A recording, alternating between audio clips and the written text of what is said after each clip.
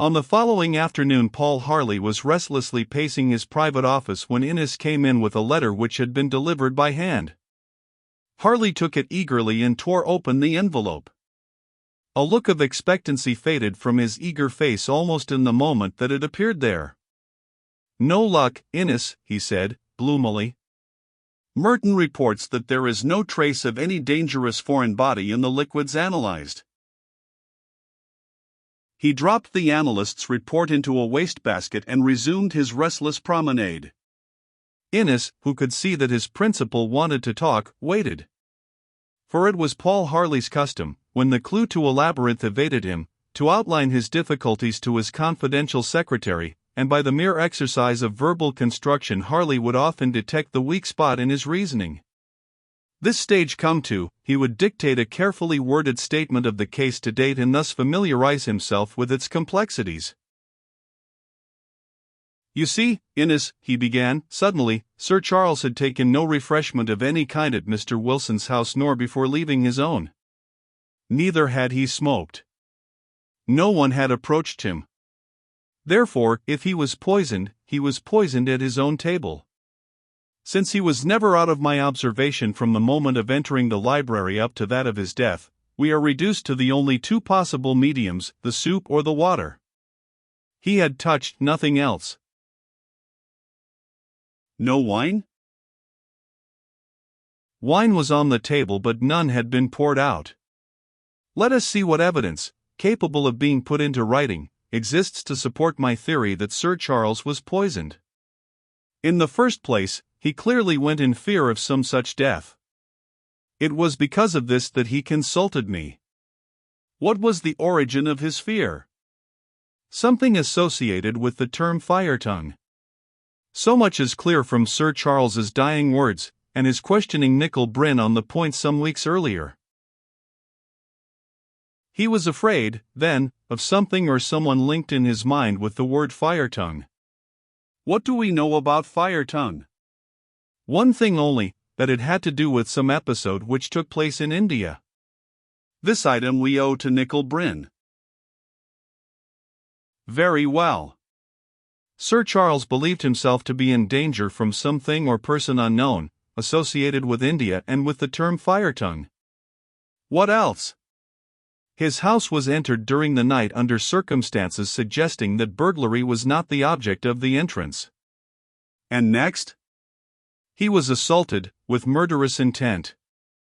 Thirdly, he believed himself to be subjected to constant surveillance. Was this a delusion? It was not. After failing several times, I myself detected someone dogging my movements last night at the moment I entered Nicol Bryn's chambers. Nicol Bryn also saw this person.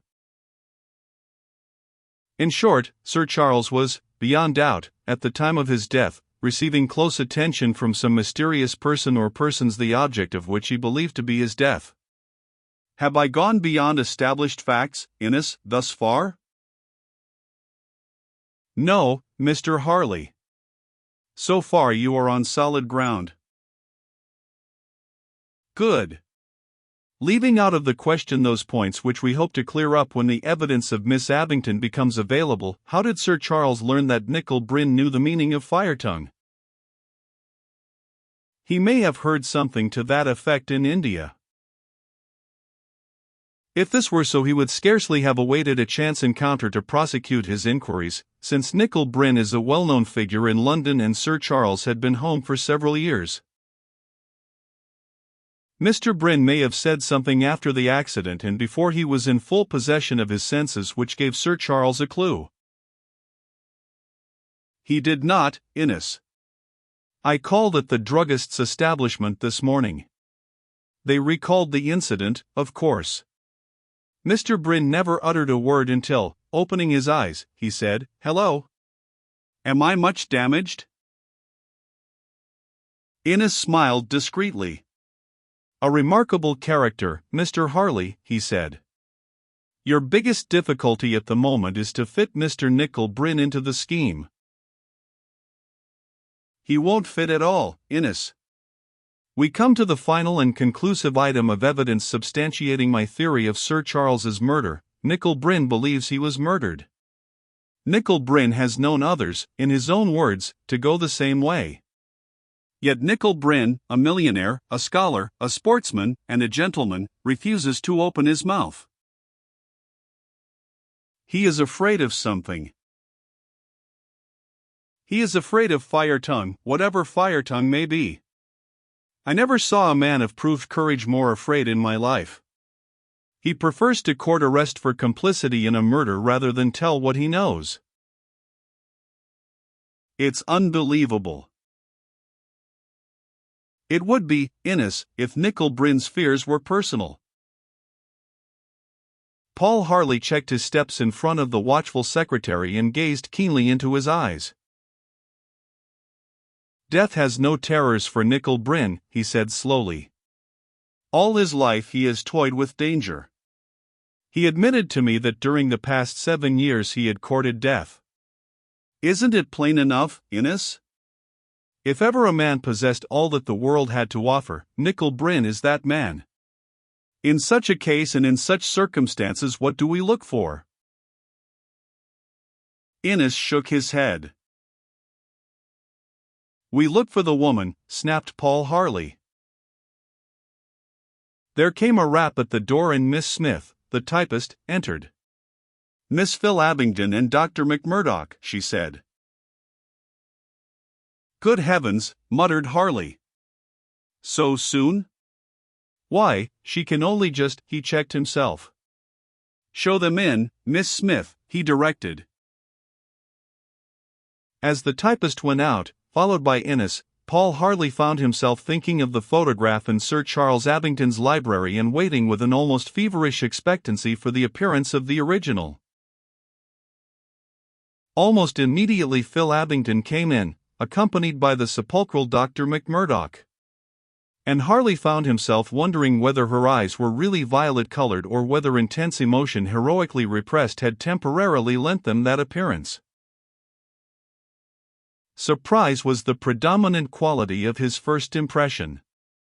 Sir Charles Abington's daughter was so exceedingly vital, petite and slender, yet instinct with force.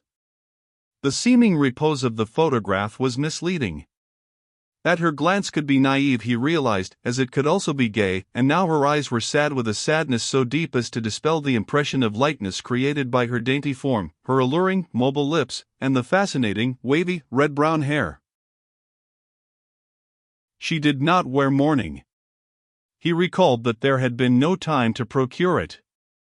She was exquisitely and fashionably dressed, and even the pallor of grief could not rob her cheeks of the bloom born of Devon sunshine. He had expected her to be pretty.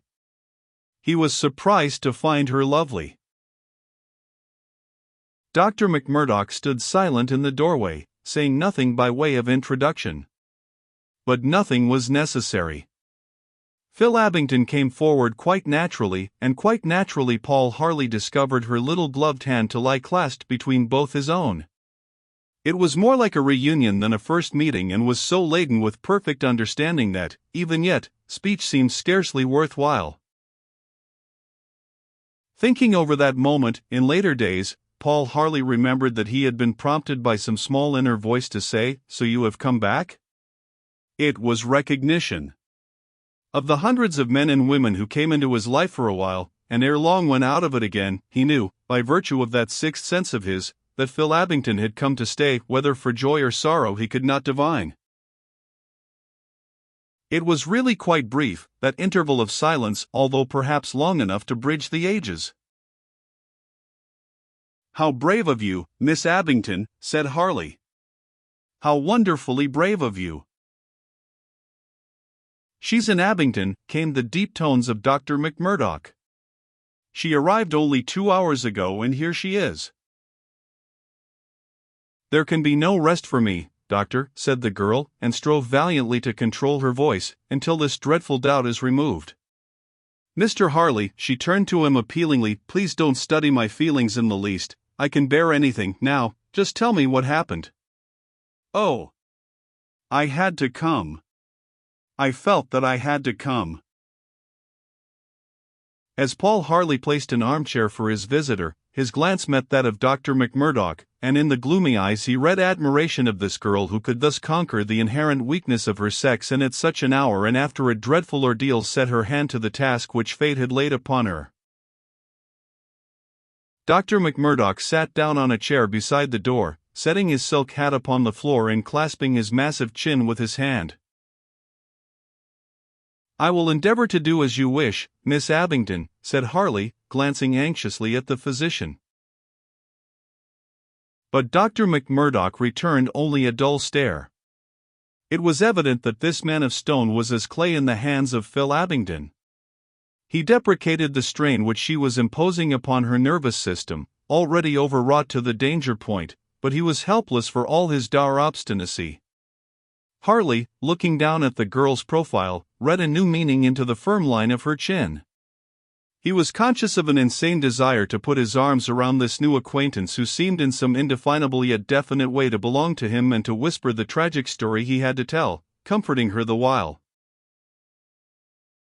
He began to relate what had taken place at the first interview, when Sir Charles had told him of the menace which he had believed to hang over his life. He spoke slowly, deliberately, choosing his words with a view to sparing Phil Abingdon's feelings as far as possible. She made no comment throughout, but her fingers alternately tightened and relaxed their hold upon the arms of the chair in which she was seated. Once, at some reference to words spoken by her father, her sensitive lips began to quiver and Harley, watching her, paused. She held the chair arms more tightly. "Please go on, Mr. Harley," she said. The words were spoken in a very low voice, but the speaker looked up bravely, and Harley, reassured, proceeded uninterruptedly to the end of the story. Then, "At some future time, Miss Abingdon," he concluded, "I hope you will allow me to call upon you. There is so much to be discussed." Again Phil Abingdon looked up into his face. "I have forced myself to come to see you today," she said, "because I realize there is no service I can do poor Dad so important as finding out." "I understand," Harley interrupted, gently. "But—" "No, no." Phil Abingdon shook her head rebelliously. "Please ask me what you want to know. I came for that." He met the glance of violet eyes, and understood something of Dr. McMurdoch's helplessness. He found his thoughts again wandering into strange, wild byways and was only recalled to the realities by the dry, gloomy voice of the physician. "Go on, Mr. Harley," said Dr. McMurdoch. "She has grand courage."